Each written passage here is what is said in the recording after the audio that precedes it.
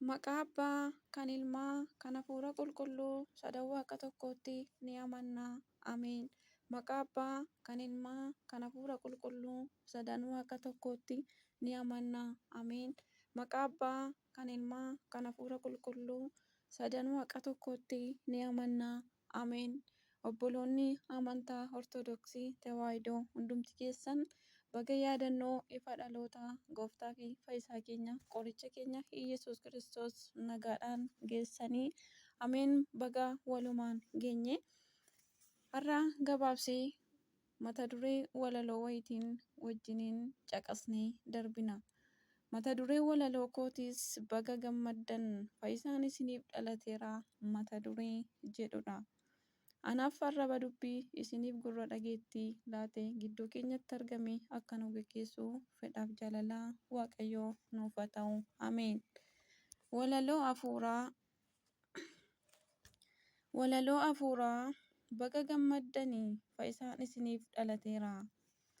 Fayyisaan isiniif dhalateera jechuudhaan raajonni ergamootaa mooraa keessa ciisnaan gooftichi gooftotaa waadaa Addaamiif galee sana akka raawwatuuf eegamaatii ture akka nu yaadatuuf Addaam abdiidhaanii waadaa isaa waliin waggaa har'aa dhufa jedhee Abrahaami. Hidda keerraa jedhee Daawit abdachiisee abdiin keenya latee ifa isaa nuuf ibsee. Aduu isa dhugaa kan abboon arganii waa'ee dhaloota isaa raajonni raajanii. Kan raajaan Isaayyaas waa'ee isaa dubbate kunoo guyyaa har'aa durbeerraa dhalate. Sanyii dhiiraa malee samiirraa gad bu'ee waaqummaa isaa dhoksee waaqni nama tahee. Wanti hundumtuu isaan kan ta'e uumamni har'a dhalachuudhaaf gadi bu'e waaqni.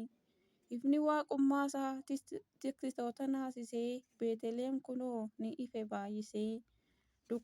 Dunkaana samii keessaa buufate dunkaana ilmaan Addaam hundaaf ni kenne fayyina. Samii dhiisee ergamoota danuu fayyisaan dhalate akka ittiin fayyinu. Yoosef kennaa argatee akka fedha waaqaa sanyii dhiiraa malee dhalachuunsaa haqa. Raayyaan ergamootaa galata dhiyeessu. Dacheen gammachuusaa tasa hin dandeessu garuu fedha isaan ishee dandeessisee. Tiksitootas mul'atee waan nuuf ta'eef tiksee warri sabaa sagal fagoodhaa dhufanii warqee ixaanaa karbee harkatti baatanii. Mucicha argatanii isaaf sagadanii korojoo badanii aarsaa dhiyeessanii. Madaala hin qabu kabajni isaa tasaa qorannoodhaan alaa gooftaan gochaan isaa. Mootiin akkamittiin mooraa keessa ciisaa isa sodaatamaa maaltu godaansisaa. Fayyisaan isiniif har'a dhalateera Beetlehem ifee kunoo mul'ateera. Faarfannaatti jira ni gammada hunduu kan eegee nu mormu diinni keenya hin badu. Ifaan guutamteetti magaalaan Beetlehem achitti dhalate gooftaan lafaaf samii. Kan eegamaa ture abdiin bara dheeraa fayyisaan addunyaa har'a dhalateera. Dukkanni moohamee baraan gumaachuun dhalachuu isaatiin tahee gammachuuni. Hamma nuuf ifeera aduun dhugaa bahee guyyaa dhaloota isaa baga ittiin sin gahee. Gammachuun nu guutee seenaanis haaromee dhalli namaa hunduu gammachuuf carroomee. Gooftaa lafaaf samiitu mooraatti dhalate arjummaa isaa addaan foon namaa uffate. Kan walitti buune waaqa wajjiniin nu waloomee dhalachuu isaatiin. Ergamootaaf namni walitti araaramee hibboon bara dheeraa addunyaaf furamee. Jaalalli buheera nageenyi araarri namaaf mul'ateera kunoo wanti gaariin. Aduun inni dhugaa addunyaaf baheera. Kan cimee nu mormu diinni leeyyaheera. Kan cimee nu mormu diinni leeyyaheera. Gooftaan dhalateera mooraa keessa ciisee. Seexanni nu mormu aangoo isaa naasisee. Tokko taasiseera biyya lafaaf samii. Addunyaaf dhalate ilmi Maariyaamii.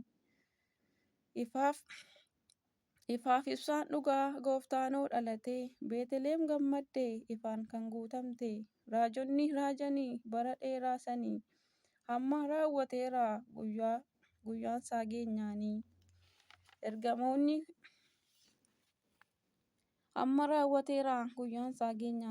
Ergamoonni humni erga adda tahee. Ergamoonni manii erga adda tahee. Tiksitoonni dhagahan aduun akka bahee. Mootiin hayyuut suni kunoo har'a dhalate. Mootichi Hiridoos ni nahe rifatee.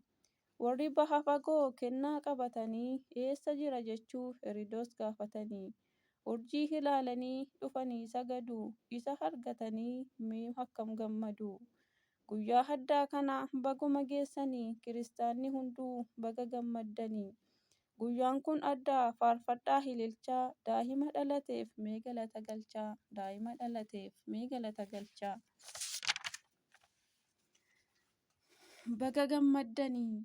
Baga gammaddanii gooftaan dhalateera.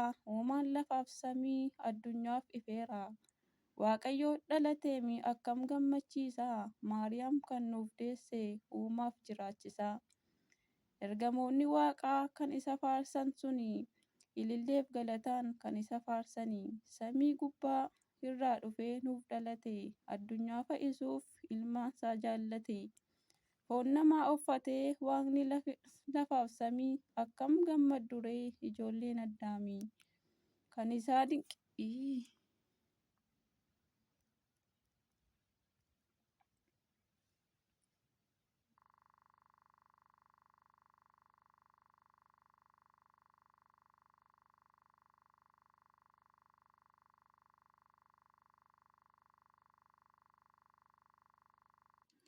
Kan isaa dinqiidha mooraa horiititti. Fayyisaan dhalate magaalaa Daawititti.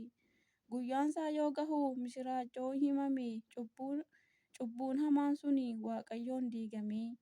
Dhalachuu waaqayyoon diinni keenya kufee. Aangoof humna isaan addunyaan ni hife. Gonkaa waaqaaf namaa raajii ajaa'ibaa. Waaqa nama ta'e dubbiif nama dhibaa. Waaqa nama tahe dubbiif nama dhibaa. Baga gammaddanii ijoolleen Maaramii. Dhalachuu waaqayyoon tewaahidoonnonni. Gooftaan nuuf dhalatee inni Maariyaamii. Galanni isaa gahu ilma Maariyaamii. Qaanessuudhaaf diinaa foon namaa uffatee. Dhalachuu isaatiin badii nu oolfatee. Hundaa kan danda'u Elshaadaayi gooftaa. Abdiin kan eeganii beektonni raajotaa. Dhufee dhalachuudhaaf kadhannaan raawwachaa. Waadaa raawwateem galata isaaf galchaa. Hoolichi waaqayyoo kan addunyaa furu. Durbeerraa dhalatee nuuf guuteeraam irruu. Galanni isaa gahu baga gammaddanii. Dhalachuu waaqayyoof martinuu keessanii. Guyyaa har'aa kana yaadanneem dhalachuusaa. Ijoolleen waaqayyoo arganneerraam gammachuu. Fayyisaan addunyaa nu taasise callaa. Dhalachuu isaatiin argines argannes jaalala. Ogummaa dinqiidhaan addunyaa fayyisee. Durbeerraa dhalatee daabiloos qaanessee. Mooticha moototaa humtuu isan gitu. Kan biraa hin qabnu isa kan nu bitu. Tokkummaaf jaalalaa nuuf kenni bilisaa. Waggaan nu haa gahu waaqni nu eebbisaa. Kan waaqa jaallattan galata isaaf galchaa. Laphee qulqulluudhaan gammachuun ililchaa. Laphee qulqulluudhaan gammachuun ililchaa. Ameen. Foonaa horii keessaat. Foonaa horii keessaat. Foonaa horii keessaat. Foonaa horii keessaat. Foonaa horii keessaat dhalate Amaanu'eliin. Foonaa horii keessaat dhalate Amaanu'eliin. Foonaa horii keessaat. Foonaa horii keessaat. Foonaa